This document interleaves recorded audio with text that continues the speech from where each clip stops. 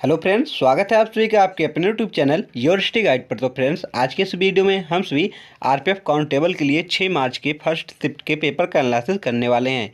जैसा कि आप सभी को पता ही होगा फ्रेंड्स, हम सभी जो एग्जाम में क्वेश्चन पूछे गए हैं बिल्कुल वही क्वेश्चन करते हैं, फेक क्वेश्चन एक भी नहीं करते हैं।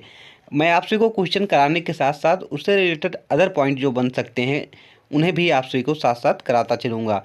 तो फ्रेंड्स, वीडियो को शुरू से लेकर लास्ट तक देखिएगा। अगर वीडियो पसंद आ रहा है तो भी चैनल को सब्सक्राइब जरूर करिएगा। चलिए देखते हैं पहला क्वेश्चन आया था कि मौर्य वंश की स्थापना किसने की थी। मौर्य वंश की स्थापना किसने की थी? तो चंद्रगुप्त मौर्य ने मौर्य वंश की स्थापना की थी।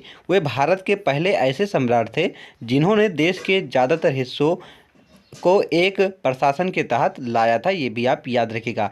अगर आपसे इसे यह पूछा जाए कि चंद्रगुप्त मौर्य ने किस वंश का पतन कर मौर्य वंश की स्थापना की थी, तो नंद वंश का पतन कर जो है चंद्रगुप्त मौर्य ने मौर्य वंश की स्थापना की थी। नंद वंश का अंतिम शासक कौन था? तो घनानंद जो था नंद वंश का अंतिम शासक था। चलिए चंद्रगुप्त मौर्य के बारे में कुछ और जानकारी लेते हैं। यहाँ से भी क्वेश्चन पूछा जा सकता है आप सभी के एग्जाम में। चंद्रगुप्त मौर्य का शासनकाल जो है लगभग 321 से लेकर 297 ईसा पूर्व था। उन्होंने नंद वंश को हटाकर मौर्य वंश की स्थापना की थी। उन्होंने ब्राह्मण चाणक्य की सहायता से अपना राज्य स्थापित किया था। चाणक्य चंद्रगुप्त मौर्य के मुख्यमंत्री थे और उन्हें कभी कभी चाणक्य भी कहा जाता था। चंद्रगुप्त मौर्य के 2 बेटे थे, एक केशनाग और एक बिंदुसार। आप सभी को बता दें कि ये क्वेश्चन जो है 2 मार्च के थर्ड शिफ्ट में पूछा गया था कि चंद्रगुप्त का बेटा कौन था। ऑप्शन में था बिंबिसार और दूसरा था बिंदुसार, अशोक या चंद्रगुप्त द्वितीय। तो आप सभी को बता दें चंद्रगुप्त का बेटा कौन था। तो 2 बेटे थे, एक केशनाग था और एक बिंदुसार था। बिंदुसार और बिंबिसार में बहुत कंफ्यूज होते हैं स्टूडेंट, इसलिए आप याद रखिएगा चंद्रगुप्त बेटे का नाम क्या था? बिंदुसार था। क्या था? बिंदुसार था। केशनाग की मृत्यु शिशु अवस्था में हो गई थी। बिंदुसार दूसरे मौर्य सम्राट बने और अशोक महान के पिता बने। यहाँ से भी क्वेश्चन बन सकता है कि अशोक सम्राट के पिता का क्या नाम है? तो बिंदुसार था। मौर्य वंश के बारे में भी जानकारी ले लेते हैं। यहाँ से भी क्वेश्चन पूछा जा सकता है। तो मौर्य साम्राज्य प्राचीन भारतीय साम्राज्य था। यह साम्राज्य 184 ईसा पूर्व तक चला था। मौर्य साम्राज्य पहला अखिल भारतीय साम्राज्य था। चलिए आगे देखते हैं। संघ लोक सेवा आयोग के वर्तमान अध्यक्ष कौन है? यूपीएससी के वर्तमान अध्यक्ष कौन है, ये आपसे से पूछा जा रहा है। तो राइट आंसर क्या है? श्रीमती प्रीति सूदन है। कौन है? श्रीमती प्रीति सूदन है। और आपसे को बता दें कि अभी जो 5 मार्च का पेपर हुआ उसमें पूछा गया था यूपीएससी का वर्णन कितने से कितने आर्टिकल में किया गया है। तो 316 आर्टिकल में इसका वर्णन किया गया है। अनुच्छेद 316 से स्टार्ट है, ये भी आप याद रखिए कि 316 से लेकर 322 तक है। आगे देखते हैं। भारत के 12वें पंचवर्षीय योजना में कितना प्रतिशत विकास दर रखा गया था? भारत की जो 12वीं पंचवर्षीय योजना थी उसमें कितना प्रतिशत जो है विकास दर रखा गया था? तो भारत की 12वीं पंचवर्षीय योजना के पहले साल में विकास दर जो है 6.5 से लेकर 7% रही थी। कितनी थी?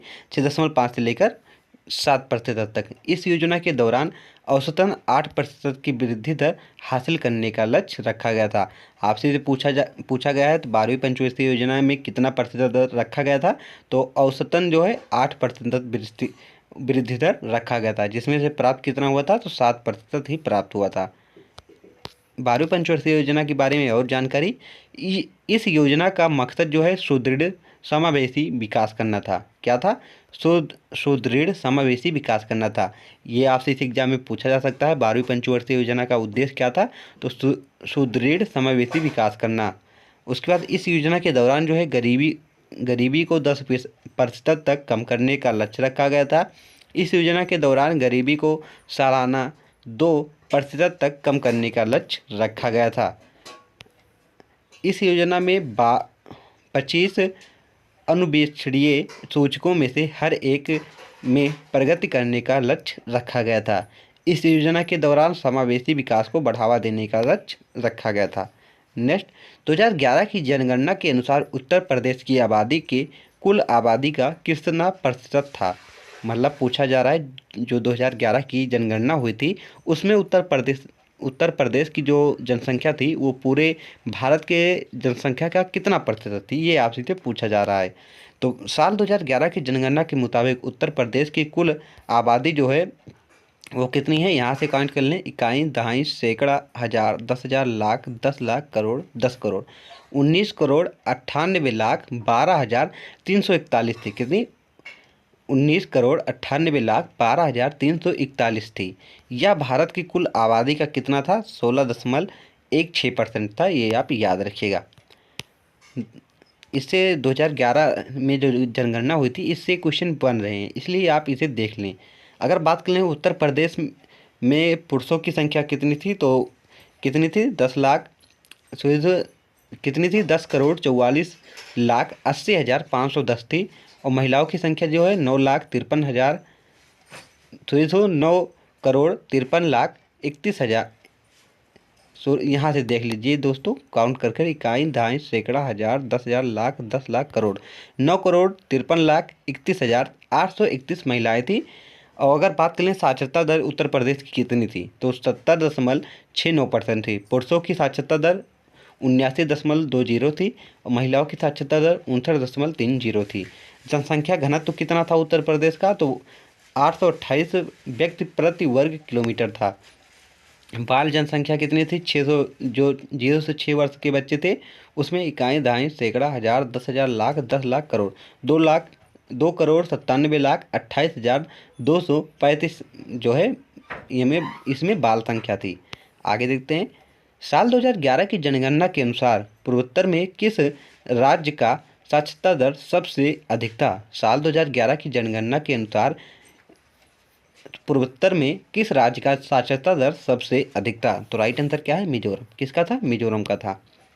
नेक्स्ट क्वेश्चन, पहली पंचवर्षीय योजना की तुलना में दूसरी पंचवर्षीय योजना में किस पर अधिक जोर दिया गया था? जो पहली पंचवर्षीय योजना थी उसकी तुलना में दूसरी पंचवर्षीय योजना पर किस पर अधिक जोर दिया गया, ये आपसे से पूछा जा रहा है। तो भारत की दूसरी पंचवर्षीय योजना में बुनियादी और पूंजीगत उद्योगों के विकास पर ज़्यादा जोर दिया गया। आपसे को बता दें कि ये क्वेश्चन मैंने आपसे को जो है 3 मार्च का पेपर हुआ था उसके फर्स्ट शिफ्ट में मैंने यह क्वेश्चन कराया था आप सभी को। उसमें बताया था कि दूसरी पंचवर्षीय योजना जो है हेरोड महानुवेलिस मॉडल पर आधारित है और 1956 से लेकर 1961 तक चली थी। इसका उद्देश्य क्या था ये सब बताया है। इसलिए आप सभी को जो है, जो मैं आप सभी को पेपर का एनालिसिस करा रहा हूँ इसे आप सभी को जरूर देखना है, क्योंकि क्वेश्चन रिपीट हो रहा है। आप देख सकते हैं जो 3 मार्च में पूछा गया तो वही घुमाकर क्वेश्चन आज 6 मार्च को भी पूछा गया है। इसलिए आप वीडियो को शुरू से लेकर लास्ट तक जरूर देखिएगा। चलिए आगे देखते हैं, इसके बारे में कुछ और जानकारी लेते हैं दूसरी पंचवर्षीय योजना के बारे में। यहाँ पर देख सकते हैं भिलाई, दुर्गापुर और राउरकेला में हाइड्रो इलेक्ट्रॉनिक पावर प्रोजेक्ट और स्टील प्लांट लगाया गया। कोयले का उत्पादन बढ़ाया गया। बुनियादी और पूंजीगत उद्योगों को बढ़ावा दिया गया। इसमें दूसरी पंचवर्षीय योजना में इन देशों की मदद से, मतलब जो भिलाई में हाइड्रो इलेक्ट्रॉनिक पावर प्रोजेक्ट के लिए किसका सहायता लेना पड़ा था? तो सोवियत संघ का लेना पड़ा था, जिसका नाम वर्तमान में रूस है। दुर्गापुर में जो हाइड्रो इलेक्ट्रिक पावर प्रोजेक्ट लगाया गया इसमें ब्रिटेन की सहायता से लगाया गया था ये। और राउरकेला जो है राउरकेला जो है ये, इसमें किसकी सहायता लेनी पड़ी थी? तो जर्मनी की सहायता लेनी पड़ी थी। आगे देखते हैं, आर वैशाली किस खेल से जुड़ी हैं? आर वैशाली किस खेल से जुड़ी हैं ये आपसे से पूछा गया था। तो आर वैशाली जो है शतरंज से जुड़ी हैं। किससे? शतरंज खिलाड़ी हैं ये। इनका जन्म कब हुआ था? तो 21 जून 2001 को इनका जन्म हुआ था, ये आप याद रखिएगा। नेक्स्ट, निम्न में से कौन सा नृत्य अरुणाचल प्रदेश का नृत्य है? निम्न में से कौन सा नृत्य जो है अरुणाचल प्रदेश का नृत्य है? तो बात कर लें कि अरुणाचल प्रदेश का नृत्य कौन कौन सा है, तो यहाँ पर कई नृत्य किए जाते हैं। एक अजी लहमू है, एक रोपी है, हुरकानी है, पोनुंग है, शेर और मोर नृत्य है, बुइया चलो नृत्य है, रेखाम पाडा नृत्य है, पोपिर और वांचो। ये सभी जो हैं अरुणाचल प्रदेश के कुछ प्रमुख नृत्य है, इसे भी आप याद रखिएगा। नेक्स्ट, रूस में नरेंद्र मोदी को कौन सा सम्मान मिला था? रूस में नरेंद्र मोदी को कौन सा सम्मान मिला था? भारतीय प्रधानमंत्री नरेंद्र मोदी को रूस का सर्वोच्च सम्मान जो है order of the Saint Andrew apostle मिला था। ये तो सबको पता है कि रूस का सर्वोच्च सम्मान जो है मोदी को मिला है, लेकिन कौन सा उसका नाम क्या है, ये आप अगर आपसे से पूछा जाए तो order of the saint Andrew apostle इसका नाम है। नेक्स्ट क्वेश्चन देखते हैं। भारत के प्रधानमंत्री भारत के संविधान अनुच्छेद 49 में क्या दिया गया है? भारतीय संविधान के अनुच्छेद जो है 49 में क्या दिया गया है, ये आपसे से पूछा जा गया है। तो अगर बात कर लें कि भारतीय संविधान के अनुच्छेद 49 में राष्ट्रीय महत्व के स्मारकों, स्थानों और वस्तुओं के संरक्षण का प्रावधान दिया गया है। यह अनुच्छेद राज्य की नीति निर्देशक सिद्धांतों को स्थापित करता है। मतलब इसमें बताया गया है कि जो हमारी प्राचीन धरोहर हैं उसकी रक्षा जो है सरकार करेगी, ऐसा इसमें बताया गया है। ये किसमें अनुच्छेद 49 जो है किसमें है, तो राज्य की नीति निर्देशक तत्व जो है उसमें है। 36 से 51 में राज्य की नीति निर्देशक तत्व का वर्णन किया गया है। इसे भाग 4 में रखा गया है, ये भी आप याद रखिएगा। इसे आयरलैंड से हमारे भारतीय संविधान में ग्रहण भी किया गया है। नेक्स्ट, 2007 से लेकर 2012 तक भारत की अनुमानित जनसंख्या वृद्धि दर कितनी है? 2007 से लेकर 2012 तक भारत की अनुमानित जनसंख्या वृद्धि दर कितनी है? तो 8.2 है। कितनी है? 8.2 है। नेक्स्ट क्वेश्चन, संगीत नाटक अकेडमी में कितनी धनराशि दी जाती है? संगीत नाटक अकेडमी में कितनी धनराशि दी जाती है? तो राइट आंसर क्या है? 3 लाख। कितनी दी जाती है? 3 लाख दी जाती है। नेक्स्ट, भोला राम यादव किस वाद्य यंत्र से संबंधित है? भोला राम यादव जो हैं वो किस वाद्य यंत्र से संबंधित है? तो ये बांसुरी वादक हैं। क्या है? बांसुरी वादक हैं। और हरिप्रसाद चौरसिया का नाम भी मत भूलिएगा, ये वे भी एक बांसुरी वादक है। जाकिर हुसैन क्या है? ये जाकिर हुसैन जो है तबला वादक हैं, ये भी आप याद रखें। यामिनी कृष्णमूर्ति किस शास्त्रीय नृत्य से जुड़ी हुई हैं? तो भरतनाट्यम और कुचिपुड़ी दोनों से जुड़ी हुई हैं। नेक्स्ट, 2024 में भारत में शूटिंग चैंपियनशिप का कौन सा संस्करण आयोजित हुआ था? 2024 में भारत में शूटिंग चैंपियनशिप का कौन सा संस्करण आयोजित हुआ था? तो राइट आंसर क्या है? 67वां जो है संस्करण था, ये आयोजित हुआ था, ये आप याद रखिएगा। नेक्स्ट, थाईपुसम उत्सव किस राज्य में मनाया जाता है? थाईपुसम उत्सव किस राज्य में मनाया जाता है? तो तमिलनाडु में। कहाँ पर? तमिलनाडु में थाईपुसम मनाया जाता है। सोलुंग उत्सव कहाँ पर मनाया जाता है? असम में। देही पटकाइन कहाँ मनाया जाता है? असम में। और मोलुंग कहाँ मनाया जाता है? वो भी असम में मनाया जाता है। और दुर्गम्मा जो उत्सव है ये कहाँ पर मनाया जाता है? तो आंध्र प्रदेश में मनाया जाता है। आगे देखते हैं, बहादुर शाह जफर को कहाँ से पकड़ा गया और कहाँ भेजा गया था? बहादुर शाह जफर को कहाँ से पकड़ा गया और कहाँ पर भेजा गया? तो हुमायूं के मकबरे में पकड़ा गया था और वर्मा के रंगून जेल में इन्हें भेजा गया था। अगर जिन भाइयों बहनों ने कल का मैंने जो पेपर का एनालिसिस कराया था उसे देखा होगा तो आज ये क्वेश्चन बिल्कुल सही कर आएंगे, क्योंकि कल मैंने 1857 की क्रांति के बारे में क्वेश्चन आया था तो उससे रिलेटेड ये इसके बारे में बताया था, क्योंकि ये अंतिम मुगल शासक थे बहादुर शाह जफर, तो इनके बारे में अच्छे से बताया था। तो जिन भाइयों बहनों ने उसे देखा होगा उनका तो क्वेश्चन ये ठीक हो गया है। इसलिए आप सभी को कहते हैं कि एनालिसिस जो हो रहा है इसे ज़रूर करिएगा, क्योंकि यहाँ से क्वेश्चन रिपीट ज़रूर होता है। आगे देखते हैं, साल 1950 में सर्वोच्च न्यायालय में न्यायाधीशों की संख्या कितनी थी? साल 1950 में सर्वोच्च न्यायालय में न्यायाधीशों की संख्या कितनी थी? तो 8 थी। कितनी थी? 8 थी। नेक्स्ट, विनिमय माध्यम से किसका अधिक महत्व होता है? विनिमय माध्यम होता है इसमें किसका अधिक महत्व होता है? तो मुद्रा का। किसका होता है? मुद्रा का होता है।